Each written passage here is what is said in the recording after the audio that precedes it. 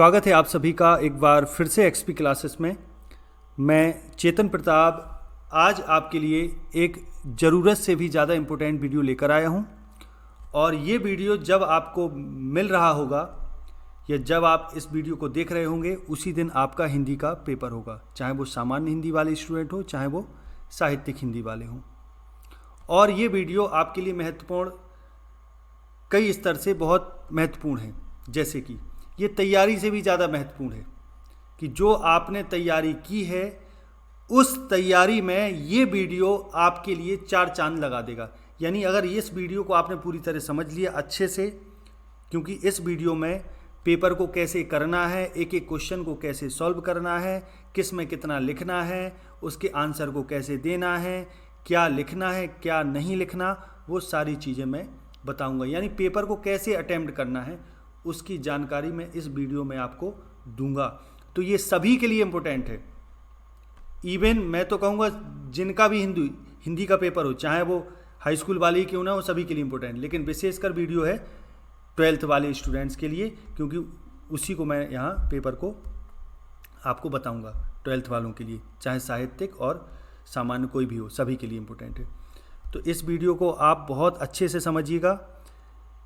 Paper को कैसे लिखना है, कितना लिखना है, ये सारी चीज़ें आपको इसमें बताई जाएंगी। तो ज़रूरत से भी ज़्यादा इम्पोर्टेंट है, क्योंकि आपने बहुत मेहनत की है। वो मेहनत को आप कैसे अच्छे से अच्छे मार्क्स में कन्वर्ट कर सकते, वो इस वीडियो में आपको बताया जाएगा। तो चलिए शुरू करते हैं। मैं चेतन प्रताप एक बार फिर से आप सभी का स्वागत करता हूँ एक्सपी क्लासेस में। पेपर में जाने से पहले इस वीडियो को ज़रूर देखें, पूरा कंप्लीट समझें। चलिए, जैसे कि आप जानते हैं आपको टाइम मिलता है 3 घंटे 15 मिनट का, ठीक। उस 3 घंटे 15 मिनट में 15 मिनट पेपर को पढ़ने का होता है, ठीक, वो जानते हैं। तो इस 15 मिनट में आप पेपर को इत्मीनान से पढ़िए, बड़े धैर्यपूर्वक। घबराने की ज़रूरत नहीं है, हड़बड़ाने की ज़रूरत नहीं है, समझ गए। अब इससे भी पहले जो सबसे ज़रूरी बात है वो समझो। सबसे पहली ज़रूरी बात कि पेपर देने जाने से पहले जो आवश्यक चीज़ें हैं, अक्सर जल्दबाजी में हड़बड़ी में हम लोग भूल जाते हैं। जो आवश्यक चीज़ें हैं वो आवश्यक चीज़ें आप घर से ही माइंड मेकअप कर लें कि क्या क्या ले जाना है। वो चीज़ें अच्छे पेन रख लें, ब्लैक और ब्लू बेहतरीन, बॉल पेन, ठीक है, डॉट पेन जिसको बोलते हैं वो रख लें बेहतरीन। एक स्केल रख लें, अपना एडमिट कार्ड रख लें। एडमिट कार्ड के अलावा अगर कोविड की वैक्सीन की अगर स्लिप वगैरह लगती है तो वो भी अपने साथ रख लें। आधार कार्ड रख लें अपने साथ। जो ज़रूरत की चीज़ें हैं वो आप अपने साथ सभी रख लें, ठीक। इतना ये पहले करें पेपर में जाने से पहले। फिर दूसरा ये काम करना है कि पेपर में जाने से पहले जब पेपर के लिए पहुंचना हो टाइम से पहुंचे। यानी कम से कम 1 घंटे पहले, 1 घंटे नहीं तो कम से कम रिपोर्टिंग टाइम के आधा घंटे पहले। मान लो आपका पेपर 2 बजे शुरू होता है तो आप 1:30 बजे ही पहुंच जाएं, ठीक है। मतलब रिपोर्टिंग टाइम के आधा घंटे पहले आप पहुंच जाएं, ये काम। तो ये तो पेपर देने से पहले की बात हो गई कि जो सामान चाहिए वो सारा सामान ले जाएं, ठीक। दूसरी बात, टाइम से पहुंचे, ये बहुत आवश्यक हो गई। और तीसरी चीज़ ये कि अपने आप को थोड़ा स्वस्थ करके पहुंचे। स्वस्थ करके पहुंचने का अर्थ ये है कि माइंड को बिल्कुल फ्रेश करके पहुंचे। पेपर देने से पहले कम से कम 2 से 3 घंटे पहले पढ़ाई को पूरी तरह रोक दें, रिलैक्स करें, हल्का फुल्का आराम कर लें, ज़रा सा थोड़ा बहुत। आराम करने का मतलब ये नहीं कि सोने लगें जाके, फिर सो जाएं पता चला पेपर छूट गया, ऐसा नहीं। मतलब बहुत हल्के से आपको अपने आप को फ्रेश करना है, पूरा दिमाग से टोटल फ्री। 2-3 घंटे पहले से पढ़ना बंद कर देना है, ठीक। कुछ नहीं पढ़ना है, क्योंकि जितना आप पढ़ चुके वही आना है, उसके अलावा कुछ नहीं आना, ठीक है। तो फालतू दिमाग नहीं लड़ाना, ठीक। अब पेपर देने से पहले आपको पता है कि पेपर में 15 मिनट पहले आपको टाइम मिलता है, उसमें इत्मीनान से पूरा पेपर पढ़ लें, ठीक। पूरा पेपर पढ़ लें और जो भी आप अपना रोल नंबर, नाम वगैरह जो कॉपी में पेपर में डाला जाता है वो इत्मीनान से बिल्कुल सही भर लें, as per your admit card के हिसाब से वो भरें, ठीक। इतना करने के बाद जो 15 मिनट का अलॉटिंग टाइम आपको मिला है पेपर पढ़ने का, उसमें पेपर पढ़ें इत्मीनान से। अगर टाइम बचता है तो जो जितने क्वेश्चन मन में आप सॉल्व कर सकते पेपर में ही उसको सॉल्व कर लें। पेपर में गोदने मत लगें, सॉल्व कर लें। ठीक, मन ही मन सॉल्व कर लें, समझ लें पेपर को अच्छे से। ठीक, यानी पेपर को पढ़ने के बाद टाइम मिलता है तो चाहे एक एक नंबर के क्वेश्चन सॉल्व कर लें। नहीं तो मेरा हिसाब तो ये है, मैं अगर अपनी राय दूं तो अगर टाइम बचता है 15 मिनट में आपके पास, तो आप गद्य का कोई पैसेज अच्छे से पढ़ लें समझ के, ताकि वो अच्छे से उनके क्वेश्चंस के आंसर आप दे सकें। ठीक है, पद्य का भी पढ़ सकते, समझ गए। तो इतना हो गया 15 मिनट में। अब जैसे ही पेपर शुरू करें तो पहली प्राथमिकता मैं आपको बताता हूँ। सबसे पहले अगर खंडों में पेपर विभाजित है, खंड का, खा, इस टाइप में है, तो बाकायदा पेपर की आपकी मान लो ये कॉपी है, तो सबसे पहले खंड लिख लें, मतलब लिख लें कि इस खंड का हम उत्तर देने जा रहे। जैसे सपोज दैट हम खंड का उत्तर देने जा रहे, तो बाकायदा लिख लें खंड का, बीचों बीच डाल दीजिए खंड का। मान लीजिए पूरी कॉपी है, इसमें खंड का डाल दीजिए। ठीक, उत्तर खंड का बीचों बीच डाल दीजिए, हो गया। ठीक, अब खंड का में मान लीजिए आप अपन आंसर देना शुरू कर रहे, तो पहला क्वेश्चन है खंड का पहला क्वेश्चन, सपोज दैट ये पहला क्वेश्चन है। ठीक, इसका उत्तर देने जा रहे, तो खंड का हमने ऊपर डाल दिया है बीचों बीच। अब हम उत्तर देने जा रहे हैं, तो लिखिए बाकायदा बीचों बीच लिखिए प्रश्न 1 का। ठीक, अब इसका उत्तर दे रहे तो यहाँ लिखिए उत्तर, या चाहे तो आप ये चीज़ यहाँ किनारे भी लिख सकते, कोई दिक्कत की बात नहीं, लेकिन बीचों बीच लिखेंगे थोड़ा दिखेगा ब्लैक पेन से। फिर उत्तर इसका लिखें। जब इसका उत्तर है, मान लीजिए इसका कोई ऑप्शन सही है, बाणभट्ट की आत्मकथा का कोई ऑप्शन सही है, सपोज दैट कोई भी है। ठीक, तो उस ऑप्शन को जब आप दें तो पूरा, अक्सर बच्चे क्या करते हैं, मैं यहाँ पेपर का विश्लेषण नहीं कर रहा हूँ, यहाँ मैं कोई आपको ऑप्शन नहीं बताऊँगा कि इसका क्या सही है क्या गलत, यहाँ मैं केवल आपको लिखना बता रहा हूँ कि पेपर को लिखना कैसे है। ठीक, मान लीजिए आपका कोई भी सही है, उस ऑप्शन को पूरा लिखें। ये नहीं कि मान लो तीसरा सही है तो आपने उत्तर में तीसरा भर लिख दिया, नहीं, उसको तीसरे सहित पूरा आंसर दो जो भी सही हो। ठीक, समझ गए। तो ये आपको करना है। इसके अलावा राइटिंग का विशेष ये ध्यान देना है कि कटिंग नहीं करनी, काटना पीटना नहीं है। ठीक, साफ सुथरी राइटिंग हो। ठीक, अब एक क्वेश्चन जैसे ही समाप्त हो, अब दूसरे क्वेश्चन मूव करें, उसका आंसर दें। ठीक, तो अब उसका आंसर देते समय फिर तुरंत 1 या 2 लाइन छोड़ें, मैक्सिमम 2 लाइन से अधिक मत छोड़ें। अक्सर बच्चे क्या करते हैं, 2 से अधिक लाइन छोड़ दिए, 4-5 लाइन छोड़ दिए, फिर नेक्स्ट क्वेश्चन में आए, तो ये पेज नहीं भरने, आपको ध्यान रखिएगा। समझ गए। पेपर में बहुत ध्यान ये रखा जाता है, हमें टीचर को इम्प्रेस करना है, और टीचर को जब इम्प्रेस करना है तो हमें फालतू की कॉपियाँ नहीं भरनी। वर्ड लिमिट दी है उसका ध्यान रखना है, और उचित आंसर देना है, जो पूछा है वही आंसर देना, फालतू बकवास नहीं लिखनी, ना फालतू पेज छोड़ते फिरना है और ना ही फालतू लाइन छोड़नी है बेमतलब की। समझ गए। जितना पूछा उतना ही आंसर देना है, क्योंकि टीचर जब कॉपी चेक करता है तो उसके पास चेक करने के लिए बहुत अन्य कॉपियाँ होती हैं, और उसके दिमाग में पैसा होता है, क्योंकि उसको ये लगता है कि अगर हम जल्दी जल्दी कॉपियाँ चेक करेंगे तो उतना ही हमारा पैसा बनेगा। तो उचित ये है कि टीचर को हमें अपना, टीचर का ध्यान आकर्षित भी अपनी तरफ करना है कि हमारे वो आंसर से अट्रैक्ट हो, उसको समझे और हमें उचित नंबर दें, अच्छे नंबर दें। तो उसके लिए टीचर को आकर्षित करने के लिए ज़रूरी है पहला स्टेप कि आप क्वेश्चन को सीरियल से आंसर दें। ये नहीं कि 5 में पहले आ रहा तो उसको देते, नहीं, आप सीरियल से आंसर दीजिए। यदि कोई बीच में क्वेश्चन नहीं बनता तो उसके लिए जगह छोड़ दीजिए उतनी, या सोचिए बाद में आपको करना है तो जगह छोड़ दीजिए और आगे बढ़ जाइए। ठीक, समझ गए। लेकिन सीरियल को भंग नहीं करना है, सीरियल से आंसर देना है। अब हो गया प्रश्न 1 का अपन उत्तर दे रहे। अब मान लीजिए 1 का खा दे रहे, तो बीच में लिखिए 1 का खा और फिर उसका उत्तर दीजिए। ठीक, अब दूसरे का जो उत्तर हो, मान लो है पहला, तो पहले में मान लो भारतेंदु हरिश्चंद्र है, तो नंबर 1 और भारतेंदु हरिश्चंद्र पूरा लिखिए। समझ गए। इस तरीके से तो ऐसे ही सेम है ये सारे, तो इनके आंसर आप दे लोगे। समझ गए, पहले दूसरे के आंसर। अब दूसरे का आंसर देना तो बाकायदा दूसरा प्रश्न, दूसरा का आंसर दे रहे तो ऐसे लिख दीजिए बीच में, फिर उत्तर नीचे लिख के आराम से आंसर दीजिए। समझ गए। अब आगे बढ़ें जरा। अब तीसरा प्रश्न, तीसरे प्रश्न में आपको गद्यांश का हल करना है। तो सबसे पहले मैं आपको एक बहुत अल्टीमेट तरीका बताता हूँ गद्यांश को हल करने का। ठीक, वो अल्टीमेट तरीका ये है कि चूंकि आपको इन क्वेश्चंस का आंसर देना है गद्यांश में, तो इसका सबसे अच्छा तरीका मेरे हिसाब से ये है कि सबसे पहले आप पैसेज मत पढ़ो, आप पढ़ो क्या, इसके क्वेश्चंस को पढ़ो। क्वेश्चंस आप पहले पढ़ोगे, क्वेश्चन को समझोगे, फिर पैसेज पढ़ोगे, तो दिमाग में सीधा पैसेज में जो क्वेश्चन का आंसर होगा वही नज़र जाएगी, वो आपको पूरी तरह समझ में आएगा।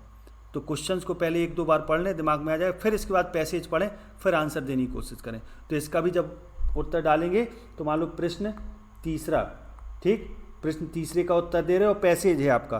तो सबसे पहले इसका संकेत लिखा जाता है। संकेत कैसे? ब्लैक पेन से लिखिए, जैसे धरती माता, धरती माता लिखा, डॉट डॉट डॉट डॉट, कहाँ तक है ये? जाते हैं तक, अनमोल हो जाते हैं, तो अनमोल हो जाते हैं इतना लिख के फुल स्टॉप, ये संकेत हो गया। अब इसके बाद प्रश्नों का उत्तर दीजिए। मान लीजिए इसके हम प्रश्नों का उत्तर दे रहे पहला, है ना, तो उत्तर पहला लिखिए, आंसर दीजिए। ठीक, आंसर दीजिए। आंसर में फालतू बकवास नहीं लिखनी। ये क्वेश्चन जो है आप वो आपके 2-2 नंबर के हैं, तो ये नहीं कि एक छोटा सा क्वेश्चन है आप आंसर दे रहे 5-6-7 लाइन में, नहीं, मुश्किल से 2 लाइन मैक्सिमम 3 लाइन, इससे ज़्यादा आंसर नहीं देना एक क्वेश्चन का। ठीक, अगर रेखांकित अंश की व्याख्या है तो हो सकता है वो थोड़ा ज़्यादा देनी पड़े, 2-4 लाइन हो जाए, इससे ज़्यादा भी नहीं देनी, समझ लो, क्योंकि ज़्यादा नहीं है उसमें देने को कुछ भी। फालतू बकवास नहीं लिखनी, कॉपी नहीं भरना। ठीक, पॉइंट टू पॉइंट आंसर देना है, तभी मार्क्स मिलते हैं। ठीक, तो एक एक क्वेश्चन का आंसर दें, रेखांकित अंश की व्याख्या लिखें। तो बाकायदा आपको क्या करना है, तो सीधा इसके लिए पूरा रेखांकित अंश नहीं लिखना है, आप सीधा लिखिए रेखांकित अंश की व्याख्या, हेडिंग डालिए आंसर देते समय और फिर उसकी व्याख्या करने लगी, बात खत्म। अब जैसे पाठ का शीर्षक और लेखक का नाम लिखना है, इसको कैसे प्रभावशाली ढंग से लिखा जाए समझिए। मान लो पाठ का शीर्षक लिखना है, तो उत्तर में लिखेंगे पाठ का शीर्षक, और शीर्षक जो है वो सिंगल कोट में काले पेन से लिख दीजिए। लेखक का नाम भी सिंगल कोट में काले पेन से लिखिए, समझ गए। अब काले पेन का विधिवत यूज करना यदि आप जानते हो बहुत अच्छे से, जैसे मान लीजिए रेखांकित अंश की व्याख्या कर रहे हैं अपन 3-4 लाइन में, और रेखांकित अंश की व्याख्या करते समय आप ऐसी जगह पहुंच रहे लिखते समय कि जहां आपको लग रहा है कि अगर इधर हम विशेष चीज़ में लिखने जा रहा हूं, अगर इधर टीचर की नज़र पड़ जाए तो टीचर मुझे पूरे मार्क्स दे देगा। तो अच्छी बात वहाँ ये है कि आप जितनी चीज़ को टीचर को दिखाना चाहते हैं, उसको हाईलाइट करना चाहते हैं, तो उसको पूरे काले पेन से ही लिख दो, समझ गए। तो टीचर की डायरेक्ट नज़र उस काले पेन पर ही जाएगी। अगर वो चीज़ बहुत आपने दमदार लिखी है तो पूरे मार्क्स मिल जाएंगे, समझ गए। तो अथवा में करना है आंसर, तो एक ही करना, दोनों मत इंप्रेस करने के चक्कर में कर देना। ठीक, जैसे अब अगला क्वेश्चन है चौथा क्वेश्चन। अब ये चौथा क्वेश्चन है काव्य से संबंधित। तो मेरा मानना ये है कि काव्य संबंधित क्वेश्चन है तो आपको सबसे पहले ये क्वेश्चन ही पढ़ना है, जैसे कि ऊपर मैंने गद्य के लिए बताया। फिर इसके बाद आपको ये जो है वो पढ़ना है। तो इसमें जब इनका संदर्भ वगैरह या पूछे शायद आपसे, तो उसमें आप ये जरूर बताओ कि जैसे ये पवनदूत का है, अयोध्या सिंह उपाध्याय हरिऔध का, तो ये पवनदूत का जो है उनके काव्य प्रिय प्रवास से लिया गया है, ये जरूर दिखा दें। ठीक, तो जैसे कोई लेखक का नाम हो गया, शीर्षक का नाम हो गया, प्रिय प्रवास हो गया, सपोज दैट, तो इनको आप काले पेन से जरूर लिखें। ठीक, समझ गए। तो इनका आंसर कैसे देना है वो आप समझ गए होंगे। ठीक, क्लियर। अब जैसे आपको इस क्वेश्चन का आंसर देना है, कलब करसी में कौन सा अलंकार है। ठीक, तो आपको क्या करना है, ये लिखना है, इसका आंसर ऐसे देना है वाक्यांश। ठीक, वाक्यांश लिख दिया और लिख दिया अलंकार, और नीचे लिख दिया वाक्यांश, मतलब जो है कलब करसी सिंगल कोट में, उसमें अलंकार लिख दिया, उसका नाम लिख दिया। इस तरीके से मतलब एक सिस्टम बना के आंसर को देना है, आगे समझें। अथवा में आंसर देना, 2 में से एक ही करना है, समझ गए। चलो, अब इसके बाद पांचवा क्वेश्चन में आपको साहित्यिक परिचय और प्रमुख रचना का उल्लेख करना है कवि लेखक के। ये गद्य से संबंधित है 5 का में, और 5 खा में है पद्य से संबंधित। तो नंबर सही डालिएगा, 5 का। ठीक, अब आप क्या दे रहे, लेखक का साहित्यिक परिचय दे रहे। ठीक, समझ गए। तो पहले तो सीधा लिखिए लेखक जिसका दे रहे, मान लीजिए हजारी प्रसाद, तो बीचों बीच डालिए डॉक्टर हजारी प्रसाद द्विवेदी। फिर साहित्यिक परिचय डालिए। अब साहित्यिक परिचय में जीवन परिचय नहीं लिखना, ध्यान रखना, साहित्यिक परिचय ही देना है। और जब रचनाओं का उल्लेख करो, उनकी प्रमुख कृतियाँ, तो हेडिंग डालना प्रमुख कृतियाँ और आगे बढ़ा देना। यही चीज़ जब इस काव्य वाले में आओ तो साहित्यिक परिचय वाली हेडिंग डालनी, पहले ऊपर कवि का नाम डाल दीजिएगा, फिर साहित्यिक परिचय हेडिंग, और फिर उसके अंतर्गत लिखो प्रमुख कृतियाँ डाल दीजिए, फिर उनके बारे में बता दीजिए। ठीक है। अब मान लो छठवां क्वेश्चन है। अब जो छठवां क्वेश्चन है वो आपको बहादुर पंचलाइट में से कहानी का उद्देश्य बताना है। तो बाकायदा ऊपर हेडिंग डालो, पहले नंबर सही डालो। शब्द सीमा का ध्यान रखना है। शब्द सीमा इसलिए दी जाती है ताकि आप शब्द सीमा का ध्यान रखें कि 80 शब्दों से अधिक ना हो। अगर अधिक हो भी जाए तो 80 से 100 हो जाए, ज़्यादा ना हो, लेकिन 1 पेज से ज़्यादा होनी नहीं चाहिए।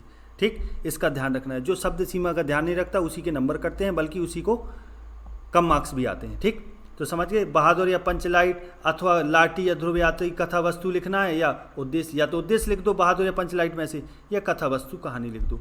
इस पर भी वीडियो दे चुका हूँ, कैसे लिखे जाते हो बता चुका हूँ, देख लीजिएगा। ठीक, तो ये इनका आंसर देना है आपको ध्यान से। ठीक, तो बाकायदा लिखिए पंचलाइट, पंचलाइट का उद्देश्य, हेडिंग डालिए, या कथा वस्तु कहानी की जो भी हेडिंग हो वो लिखिए आप अपनी। ठीक है, अब इसके बाद स्वपत्रित नाटक के आधार पर आपको अधिकतम 80 शब्द सीमा है, तो जो आपके यहाँ चलता हो।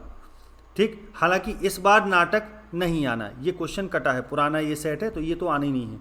ठीक, इसके बाद आपका खंड काव्य आना है, तो खंड काव्य में जो भी आपका हो, जैसे कहीं श्रवण कुमार है, कहीं मुक्ति यज्ञ, तो जो हो, तो अथवा मैं प्रश्न का आंसर आपको देना है, नायक का या तो चरित्र चित्रण, या ठीक मान लो श्रवण कुमार का चरित्र चित्रण देना है, तो 80 शब्दों की सीमा को ध्यान रखना है, हेडिंग डाल के बाकायदा लिखना है। ठीक, और शब्दों की सीमा का विशेष ध्यान रखना है, एक पेज से ये भी ज़्यादा ना हो। ठीक, इसके बाद देखो, अब दिए गए संस्कृत गद्यांशों में से किसी एक का संदर्भ सहित हिंदी में अनुवाद कीजिए। तो सबसे पहले इसमें भी वही 9 ए का आंसर दे रहे, 9 का सपोज दैट। ठीक, मैं बता रहा हूँ 9 का जैसे ही आंसर आप दे रहे, तो क्या करना है आपको, पहले संकेत लिखिए, संस्कृत साहित्य, संस्कृत साहित्यस्य, समझ गए, डॉट डॉट डॉट डॉट करके संकेत लिखिए जहाँ तक है, सपोज दैट ये वाला कर रहे हैं आप। ठीक, संकेत लिखने के बाद अब उसका संदर्भ लिखना है, तो संदर्भ लिखिए। संदर्भ में क्या लिखेंगे, बताइए कि प्रस्तुत गद्यांश हमारी पाठ्य पुस्तक हिंदी के संस्कृत खंड के पाठ, अब पाठ कौन सा है, मान लीजिए संस्कृत साहित्य वाला है पाठ। ठीक, तो वो पाठ से लिया गया है। ठीक है, बात खत्म। तो ये जरूर लिखिए, तो उसको काले पेन से बताइए जो नाम लिख रहे हैं आप। ठीक, आगे देखें, जैसे दूसरा महामना मालवीय से लिया गया है, तो महामना मालवीय जब लिखें तो काले पेन से लिखें, समझ गए। अब मान लो अब दूसरा जो पोर्शन आता है वो पद्यांश आता है, जिसमें श्लोक होते, तो इसमें गद्यांश लिखिए संदर्भ में लिखते समय कि प्रस्तुत गद्यांश या प्रस्तुत संस्कृत गद्यांश, और इसमें लिखिए श्लोक कि प्रस्तुत श्लोक, ये भी अथवा में से आंसर देना है जब संदर्भ लिखिए। फिर और बाद में कई लोग गलती क्या करते हैं, जब अब चूंकि ये संस्कृत वाले हैं तो इनका व्याख्या तो होती नहीं, इनका अनुवाद होता है, तो कई लोग व्याख्या हेडिंग डाल देते हैं, वो गलत है। क्या लिखना है, अनुवाद हेडिंग डालनी है जब अनुवाद करना है। ठीक है, समझ गए, आगे बढ़ें। मुहावरों अथवा लोकोक्तियों में से किसी एक का अर्थ लिखिए। जब इस प्रश्न का उत्तर दें तो क्वेश्चन नंबर सही डालें, आंसर उत्तर लिखें, और जब उत्तर देने लगें, जैसे मान लो इस प्रश्न का उत्तर देना अपन को, तो क्या करना है, किसी एक का अर्थ लिखकर वाक्य में प्रयोग करना है। तो पहले मान लीजिए लोकोक्ति या मुहावरे, तो हेडिंग डालिए, इसमें डालेगी लोकोक्ति या मुहावरे, जो भी हो, मुहावरे, एक हेडिंग ये डल जाएगी, समझ गए। माने इसके नीचे जैसे अपना उल्लू सीधा करना, ये लिख दिया, और फिर इसका क्या लिखना, अपन को अर्थ लिखना है, फिर वाक्य भी लिखना है, और आगे एक हेडिंग डालिए अर्थ, और फिर उसके आगे डालिए वाक्य प्रयोग। ठीक, ये हेडिंग डाल के और फिर इनके नीचे उनका आंसर लिखिए, समझ गए। ये सिस्टम होना चाहिए, मैं इसलिए मेरा ये समझाने का उद्देश्य ये कि सिस्टम हो। अब जैसे 11वें का आंसर देना है, संधि विच्छेद, निम्नलिखित शब्दों के संधि विच्छेद के सही विकल्प का चयन कीजिए। अब संधि विच्छेद का सही विकल्प क्या है, समझ गए, तो समझ गए। तो इसका आंसर मान लो इसका देना है, तो 11 का कौन सा, फर्स्ट है, तो अब उसका आंसर क्या है, उत्तर क्या है उसका, मान लो उसका है सपोज दैट विद्यालय के विद्याधन आलया, ये है बी नंबर, सपोज दैट है। तो बी जब है तो पूरा बी पूरा बाकायदा लिखिए, विद्या प्लस आलय पूरा लिखिए, ये नहीं कि बी भर लिख दिया आंसर में, यहाँ बी भर लिख दिया, वो गलत हो जाएगा, समझ गए। ठीक, तो पूरा लिख दीजिए। ऐसी नायिका प्लस संजीव, यानी इस क्वेश्चन को आप चाहे बीच में लिख दें, फिर उत्तर में लिख दीजिए बी विद्या प्लस आलय। ऐसी ये है, इसका देना है तो इसका भी ऐसे ही दीजिए, फिर नीचे वाले तो ये सेम है, समझ गए। अब इसके बाद ये वाला क्वेश्चन है, विभक्ति और वचन के अनुसार चयन कीजिए इनका। ठीक, तो इसमें भी वैसे ही आपको विभक्ति वचन के अनुसार, मान लो इसका आंसर कोई भी है, सपोज दैट, ठीक, तृतीय विभक्ति द्वितीय जो भी हुआ, तो वो ऑप्शन पूरा लिखिए, ये नहीं कि ऑप्शन भर लिख दिया कि ये सही है। ऐसी जगत का है तो ऑप्शन जो सही है वो पूरा लिखिए, समझ गए। आगे देखो, अब शब्द योगों का सही अर्थ चयन करके लिखिए, इसमें भी वही, तो सही पूरा जो चयन करना है, मान लो सी सही है तो पूरा लिखो, समझ गए। मान लीजिए मैं यहाँ स्पष्टीकरण नहीं दे रहा हूँ, अब आप कहेंगे सर आप गलत बता रहे, तो ये गलत मैं वो नहीं, बस मैं आपको बता रहा हूँ जल्दबाजी में करना क्या है, वो तो आपको पता है क्या सही है क्या नहीं, वो मुझे पता है कौन सा ऑप्शन सही है नहीं है। ठीक, आगे देखो, अब अगला क्वेश्चन है, निम्नलिखित शब्दों में से किसी एक शब्द के 2 अर्थ लिखिए। तो इसको देने का तरीका क्या है, पहले लिखिए शब्द, ठीक, फिर लिखिए उसके अर्थ। तो शब्द के नीचे डाल दीजिए, मान लीजिए कनक डाल दिया। अब उसके अर्थ क्या है, तो एक कनक होता है धतूरा, एक होता है सोना। समझ गए, एक होता है धतूरा, एक होता है सोना। क्लियर। तो इस टाइप से अर्थ के नीचे वो दोनों चीज़ लिखी, तो एक सिस्टम बना के देना है आंसर। फिर इसके बाद अगला है निम्नलिखित वाक्यांशों के लिए एक शब्द का चयन कीजिए। तो अपन को पहले वाक्यांश लिखना होगा। अब चूंकि इसमें ऑप्शन है तो वाक्यांश लिख दो, यानी क्वेश्चन लिख दो, ये क्वेश्चन है, और उत्तर में उसका सीधा पूरा आंसर लिखिए। जिसकी इच्छाएं बहुत ऊंची हो उसको क्या बोलते हैं, महत्वाकांक्षी। तो पूरा लिखिए, डी लिखिए और महत्वाकांक्षी भी साथ में। जो सामान्य नियम के विरुद्ध हो, अब इसी के हिसाब से ये भी करना है। निम्नलिखित में से किन्हीं दो वाक्यों को शुद्ध करके लिखिए। अब शुद्ध करके लिखना, तो अब आपको दो हेडिंग डालना पड़ेगी। एक डालना पड़ेगा अशुद्ध वाक्य, समझ गए, एक डालना पड़ेगा आपको अशुद्ध वाक्य, अशुद्ध, और दूसरा डालना पड़ेगा शुद्ध। अब शुद्ध के नीचे शुद्ध, अशुद्ध के नीचे अशुद्ध। समझ गए। आगे देखो, अब वीर रस तथा श्रृंगार रस का स्थायी भाव के साथ उसकी परिभाषा तथा उदाहरण लिखिए। तो सीधी सी बात है, परिभाषा उदाहरण दो हेडिंग डलेंगी, बस उनका स्पष्टीकरण कर देना करना हो तो। नहीं तो स्थायी भाव के साथ उसकी परिभाषा लिखनी है, उदाहरण बताना है। क्या कह रहा, स्थायी भाव के साथ उसकी परिभाषा अथवा उदाहरण लिखिए, या तो उदाहरण लिख दीजिए या स्थायी भाव बताते हुए परिभाषा लिख दी, अथवा मैं दिया आंसर, दो नहीं होगी हेडिंग, या तो परिभाषा होगा या उदाहरण। ऐसे ये है। अलंकार के लक्षण उदाहरण लिखिए, तो लक्षण में परिभाषा भी होती है और उसके स्पष्टीकरण भी होता है ना। उदाहरण लिख दी। दोहा चौपाई दोहा छंद का लक्षण उदाहरण, तो ये आपको पता है आंसर कैसे देना है। अब आगे देखें जरा, आगे ये है अपने उपजिलाधिकारी को ये पत्र वगैरह है, तो पत्र कैसे लिखा जाता है वो वीडियो में बता चुका हूँ। ठीक, तो बाकायदा इसमें भी बेहतरीन हेडिंग डालनी है आपको। ठीक, विषय जब लिखो तो विषय को काले पेन से लिख देना, समझ गए। ठीक, और मेन बॉडी और जो सेवा एवं वगैरह लिखते हैं ये भी चाहें तो काले पेन से लिख सकते हैं विशेषकर। ठीक, समझ गए। अंत में डेट भी काले पेन से आप डाल सकते हैं जो शुरुआत में डाली जाती है। ठीक, समझ गए। अब आ जाओ निबंध पर, ये बहुत विशेष है।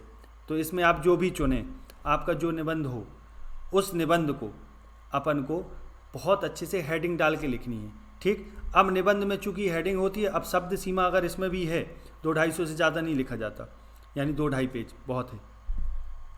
तो जब आप इसको लिखेंगे तो ध्यान ये रखना है आपको बहुत अच्छे से कि जब आप किसी हेडिंग का वर्णन करो तो निबंध में इतना सारा टीचर नहीं पढ़ेगा कि बहुत सारा पढ़े, या तो वो आपकी हेडिंग पर गौर करेगा। और आपको निबंध में यदि बहुत अच्छे मार्क्स चाहिए, गौर से सुन लो मेरी बात, यदि निबंध में बहुत अच्छे मार्क्स चाहिए तो हेडिंग आपकी अच्छी हो।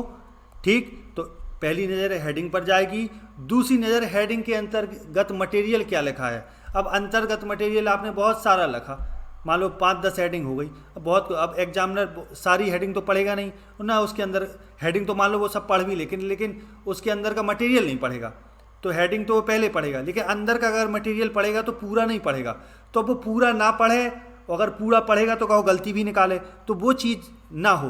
तो उसको हटाने के लिए, उससे उस टीचर का दिमाग भटकाने के लिए आप बहुत अच्छी चीज़ कर सकते। वो ये है कि मान लो आपने कोई हेडिंग लिखी, ठीक, उसके अंतर्गत जब आप लिख रहे तो आपके मन में जो अच्छा विचार आया हो, वो आपको लगे कि ये जो बात मैं लिख रहा हूँ ये बहुत इंपॉर्टेंट है, अगर टीचर की इस पर नज़र मिल गई तो वो खुश हो जाएगा। तो उस लाइन को आपको पूरा ब्लैक पेन से लिख देना है। और अगर किसी कारण से आप ब्लैक पेन से ना लिख पाएँ तो आप उसको स्केल लेके ब्लैक पेन से अंडरलाइन भी कर सकते हैं। ये तरीका है। अंडरलाइन करने पर या ब्लैक पेन से लिखने पर टीचर की सीधी नज़र जाती और केवल वो उतना ही देखता है। अगर वो अच्छा हुआ, अट्रैक्टिव हुआ, तो समझ लीजिए पूरे मार्क्स, फिर मार्क्स नहीं कटते। समझ गए। फिर मैं आपको एक बात और सचेत कर दूं इधर, वो ये कि अगर एक एक नंबर के क्वेश्चन आपके पूरे सही हैं तो आपका पेपर बहुत अच्छे मार्क्स मिलेंगे। अगर एक एक नंबर के क्वेश्चन शुरुआत के और जो ग्रामर वगैरह का आता है वोकैब इसमें अगर वो गलत हैं तो फिर मार्क्स कटने की संभावना है। ठीक, क्योंकि एक एक नंबर में पूरे मार्क्स मिलते हैं, अन्य चीज़ों में मार्क्स कट भी सकते, वैसे कटते नहीं है, राइटिंग पर नहीं कटते। बस आपको कोई चीज़ गलत हो जाए तो आराम से उस पर एक लाइन फेर देनी, ये नहीं कि उसको गोद रहे, ये नहीं करना। समझ गए।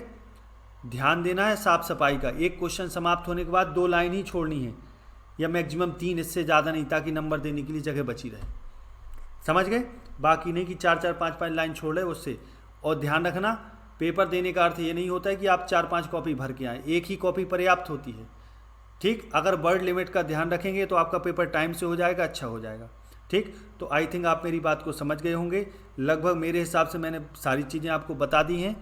अब मेन बात ये भी समझ लो, सीरियल का ध्यान रखना है, शुरुआत से करो लास्ट खत्म कर दो, बात खत्म। सीरियल भंग नहीं करना, ये नहीं कि 15वां क्वेश्चन 14वां क्वेश्चन पहले कर लिया फिर बाद में पहला कर रहे, शुरुआत से चलो, उससे टीचर कंफ्यूज नहीं होगा।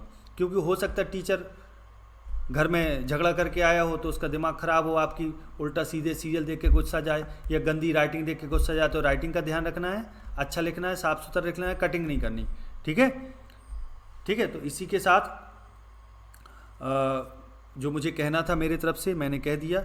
बाकी मेरी तरफ से, मुकुंद सर की तरफ से और पूरी एक्सपी क्लासेस की टीम की तरफ से आप सभी को पेपर के लिए ऑल द बेस्ट। आपका पेपर बहुत अच्छा हो, आप लोग अच्छे मार्क्स पाएँ और हम लोगों से जितनी मदद हो सके वो हम करते हैं। बाकी हम लोगों का दुआएं हैं, आशीर्वाद है, जो भी आप समझें, ठीक है। शुभकामनाएं आपके साथ कि आपका पेपर अच्छा हो, बेस्ट हो, ऑल द बेस्ट। ठीक, आज यहीं तक।